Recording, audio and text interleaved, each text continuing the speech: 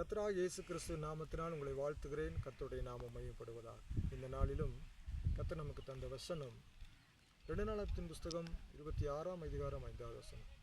கர்த்தரை தேடின நாட்களில் அவன் காரியத்தை கர்த்தர் வாக்கியப்படினான் எழுதப்பட்டிருக்கிறது.